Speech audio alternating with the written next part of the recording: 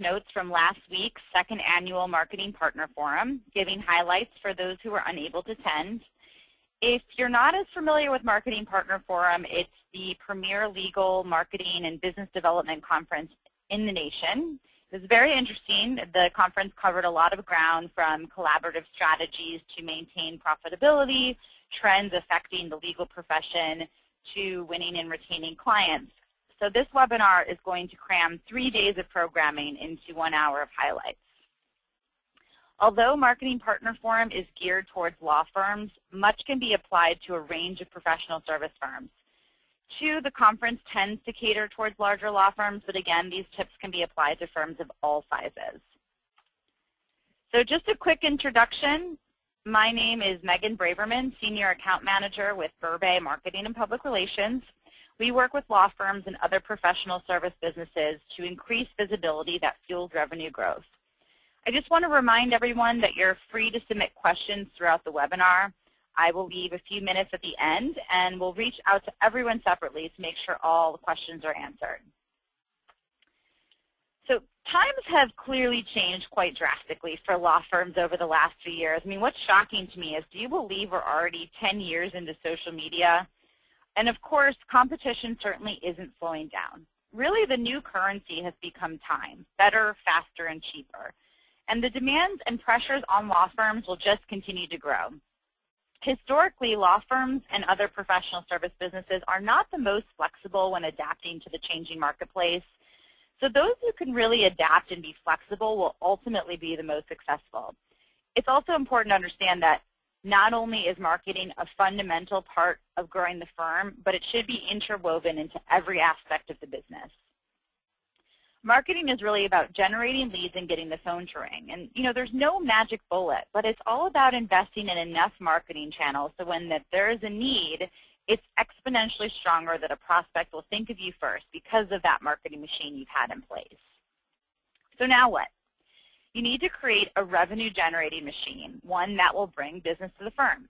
It's not an easy or overnight solution, but it's imperative that you start to be thinking about how you can create this marketing model, or the leadership in your firm. This way you can start getting the phone to ring.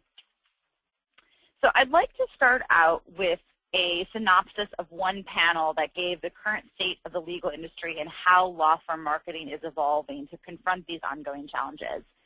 The panel reviewed legal industry's trends based on a survey. The survey was called the 2015 Thomson Reuters Legal Executive Institute Benchmarking Survey. The survey was conducted in December 2014 and included attorneys and marketing and business development professionals in medium to large law firms.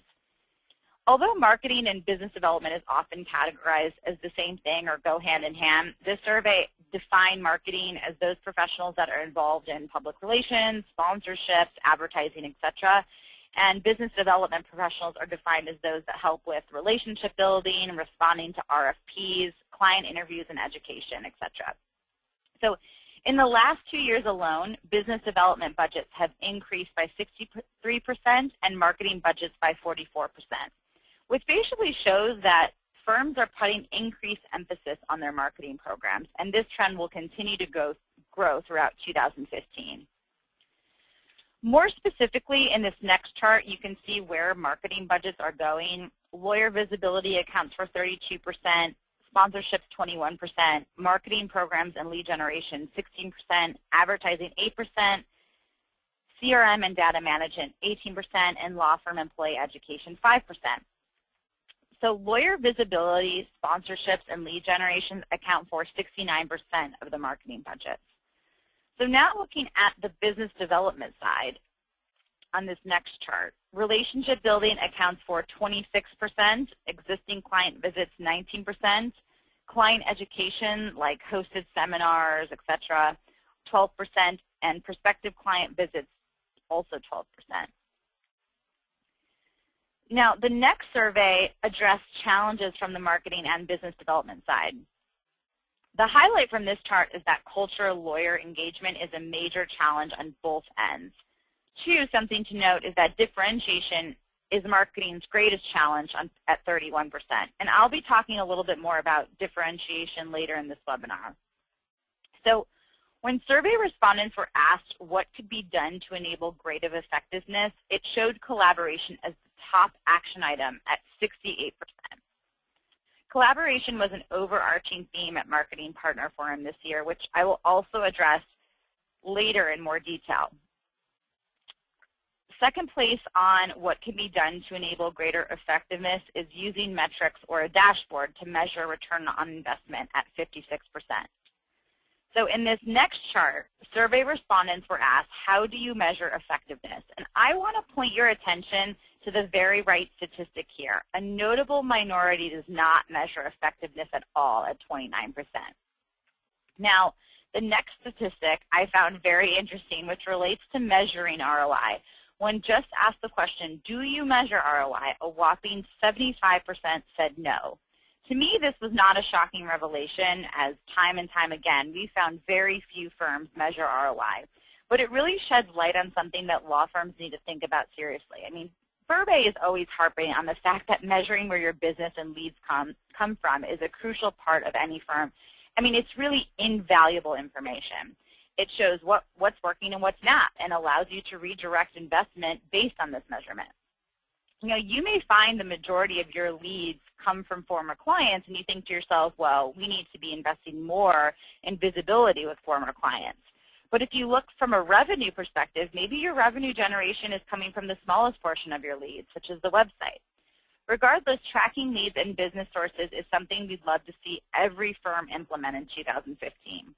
We're actually having a webinar on measuring your marketing on August 13th, so mark your calendar. One of the panelists said something that made me laugh. It says, when firms don't do well, it's marketing's fault. When firms do well, marketing had nothing to do with it. Well, if you track business, then you would know exactly what works and what doesn't. Moving on, one of the first workshops I attended was honing your business development skills by delivering the perfect pitch. The panel included distinguished corporate counsel giving advice on how to craft the most compelling pitch to win business and build strong relationships with current or prospective clients. One of the things I want to point out is that most of the items highlighted in this panel are not new ideas, but repeatedly are raised at many conferences we attend and listen to, which points to the fact that they're still not being done. One of the panel members is the Senior Vice President and General Counsel of U.S. Bank. He said last year alone, he sat on 100 response to RFP meetings with outside law firms. Only 20% of those firms asked questions before the meeting, like, what do you want to hear, or who will be joining us at the meeting? He stressed that the best sales pitches they've ever heard were from the people who asked questions ahead of time.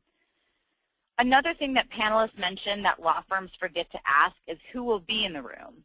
You want to make sure you know who you are meeting with and find out as much as you can about that person. Also, never assume the person you think is a decision maker actually is. Do not ignore the level below the general counsel or top legal person. Very often, those people are the ones running the show or making decisions. Equally important as knowing who is in the room is who you bring to the room. One of the pet peeves stated by panelists is when firms bring a whole team to show diversity, be it title, ethnicity, gender, etc., and those people don't contribute anything to the meeting. I mean, you really need to bring the people who are going to contribute or actually doing the work.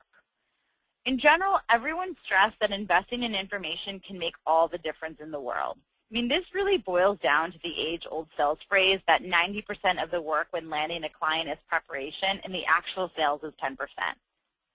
So what's a productive pitch? The first thing panelists mentioned was demonstrate you understand their business, industry, and problems. They said there's absolutely no substitute for this. They want to know you understand the issues they are facing. This could be through your own research or your ability to drill down the issues in a dialogue with them. Ask questions. It's funny how many times I've heard this. Time and time again, clients are asking you to ask questions, not just sell yourself. If you're asking the right questions, it's going to make you look smarter than if you're talking about yourself the whole time. For example, the best compliment a prospect ever gave me was when we were done with the meeting, he felt like he just got out of a therapy session having talked about his business challenges. Also, an agenda is a must. Every panel member mentioned the need to prepare an agenda. I mean, what do you want to talk about? Their time is very limited, and they don't want it to just be a social visit. Of course, developing rapport is important, but a meeting should never skip business opportunities. And if you're fortunate enough to get a lunch or dinner with them, make sure you have a point to it. Again, it's not just about talking about the Dodgers. I mean, the panelists kept saying over and over again, they're always impressed when firms have an agenda. It guides the conversation and shows that you really thought about it. Another shocking but common revelation here is pricing and predictability. One of the panelists said that the most common question that doesn't get answered in a prospective client meeting is, what's your rate, or how much will this cost? There is nothing more frustrating to a prospect than firms sidestepping this question, such as, we have a lot of creative options, or it depends. I mean, many firms go into this whole spiel about the different options and how they structure pricing, etc. Even if it's a range or a ballpark, give it first. Then you can talk about specifics. To the client, it's all about predictability. 2, pricing is not even addressed sometimes in the written pitch or RFP itself. The panelists all agreed that many pitches gloss over the actual economics of a deal or case. I mean, the whole discussion was about the need for absolute specifics and predictability. If you're a law firm that has alternative fee arrangements, then provide case examples of how these work. They don't want to just hear, yes, we do alternative fee arrangements. Saying that you do them doesn't really help them. You need to communicate exactly how you structure your pricing. And also, don't assume they understand how alternative fee arrangements work. They want concrete examples of shared risk, even if the scenarios didn't work out. 2, if you're utilizing technology and touting that, address how these mechanisms allow you to work more efficiently. Provide examples as much as possible. They understand litigation can change, but the best proposals fully address the economics of the relationship. So there was a question from the audience about how to get general or corporate counsel's attention if they don't know you or you don't have a pre-existing relationship with them. One of the panelists said, when in doubt, he likes to be called and asked to meet. He said there's no more direct way of asking for business. Going through the little hoops and never directly asking for the business is sometimes just wasted time. Now, this is just one man's opinion, and not everyone will react positively, so you'll have to take that with a grain of salt. Also, never call and just state the obvious. For example, don't call and say, hey, I've seen you've been sued, and we handle these types of cases. This will get you nowhere. Maybe it's we've handled these types of cases in front of this judge, and here's what I recommend you do. If you notice a problem, provide a solution. Basically, offer value on something they need. We discussed some unique things that firms did to stand out. One of the panelists shared that they were invited to a firm's client team meeting. Basically, a law firm would hold regular firm-wide meetings to discuss one client for a few hours, which was usually an internal meeting. This time, they invited their actual client to sit in on a portion of the meeting. The client said he got a better understanding of the firm's accomplishments, and he met people that worked for his firm that he didn't even know. He said it was very impressive. Newsletters. Now, this is not a new idea, but panelists said they really appreciate the ones that are short and filled with good content. I mean, basically, they want to see a digest, like reading news headlines, and if they're interested, they will click to read more. It demonstrates you are a thought leader, and sending valuable information that would interest them still goes a long way. One audience member asked about mandatory legal education presentations. All of the panelists said that they value MCLE presentations, especially those attorneys who take the time to come in-house to present. One of the things they stressed was that the presentation should tell them what they need to know, not just recite the case law. So then the next question that panelists were asked was, what would delight you? One panelist said, a lawyer who knows what they need and understands their issues. They are not just looking for a law firm with really creative alternative fee arrangements. What's important to them is not a new idea, though. It's a relationship partner who is invested in the success of their firm, or as they said it, a trusted advisor who has their back, and they won't trade this for paying less money. Also, someone who listens. One of the panelists mentioned in a passing conversation to a law firm that he would love to get in a room with his peers from other financial institutions. And so the law firm arranged it. I mean, they put a round table together with his peers and left him alone to discuss things amongst themselves. He said it was extremely valuable, and he didn't really have to ask for it nor follow up. They just listened and made it happen. As I mentioned earlier, collaboration was a theme at Marketing Partner Forum. You know, the need for lawyers to collaborate more internally and stop practice groups from operating as different entities or competing across offices. In general, the conference panelists felt that collaboration not only benefits law firms, but their clients. And really, the eat what you kill mentality won't exist in 5 years from now. Of course, collaboration is a challenge all law firms are facing, and it really takes time. I mean, it's trying how to figure out to get everyone on board and changing the firm's culture slowly but surely. Again, takes a lot of time, but is a necessary evil. One firm who said that they had two mergers in the last 8 years said that the hardest thing to do is to get the partners to know everything the firm does.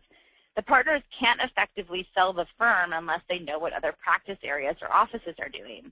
That same panelist said when partners do collaborate and it turns into a success, you should celebrate it. They had 20 lawyers that collaborated on an RFP and won the business. And at every firm retreat, they put pictures of those lawyers up to celebrate the collaboration.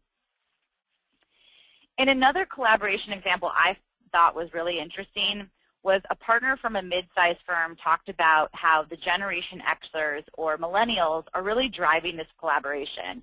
For example, their firm had a very robust entertainment practice. And one of the younger associates mentioned that there was a lot of activity in the e-sport industry, such as video games, etc. But the firm never really touched this sector before. It was a little difficult to get the support of the senior partners in the entertainment group, but they allowed their PR team to get involved, and so some of the associates started bylining articles on the subject. One media opportunity led to another, and it started gaining momentum. So this young associate collaborated with some of the senior lawyers to present internally on the e-sport industry so that everyone understood what it was the firm was doing and how they were entering into the market. It turned out to be very successful and is a thriving practice now, and I just felt that this was a remarkable way of tying a robust entertainment practice with a growing area.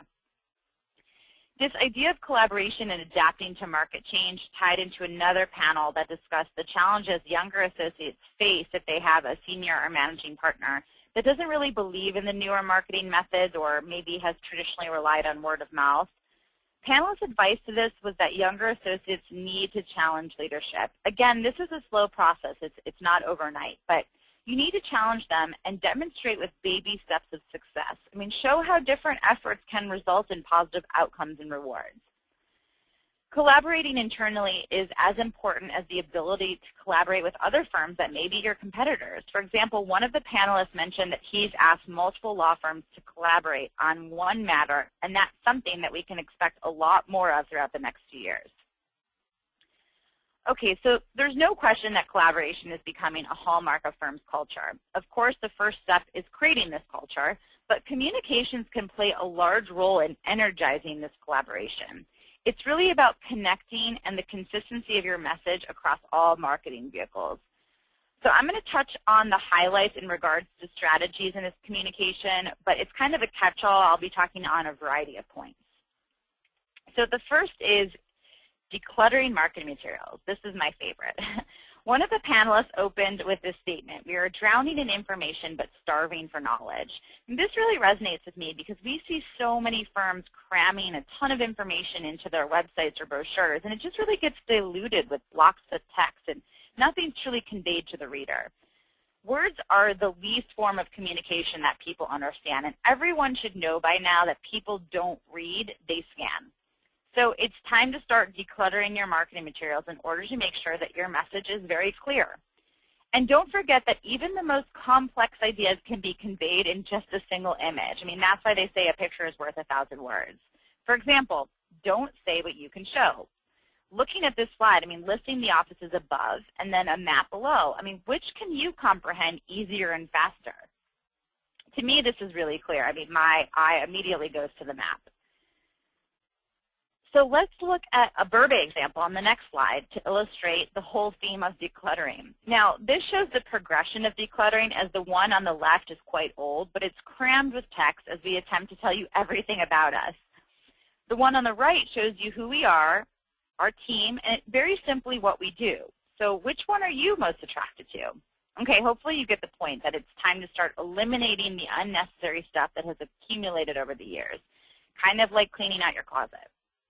Now, I'd like to talk a little bit about conveying your firm's differentiation or value proposition. I mean, we could talk for several hours on this, on how to hone in on what makes your firm different and what prospective clients can really understand. And conveying differentiation is always a difficult and evolutionary process for all firms, but I'm just going to show you some examples that were used in a breakout session at Marketing Partner Forum. So this is Jones Day's website homepage. It's simply a screenshot of it. Take a look at their tagline, one firm worldwide. Speaking of collaboration, I love this, one firm worldwide. Now, Jones Day uses this tagline throughout all their marketing materials. So this is a copy of their ads. Panelists called it rinse and repeat, meaning if you have a good idea, use it in everything. Marketing materials, a website, mailing, etc. The brand consistency is really key in making them stand out. But as you can see by these ads, they're very clear, and they're images of these people with only a little bit of text to support it.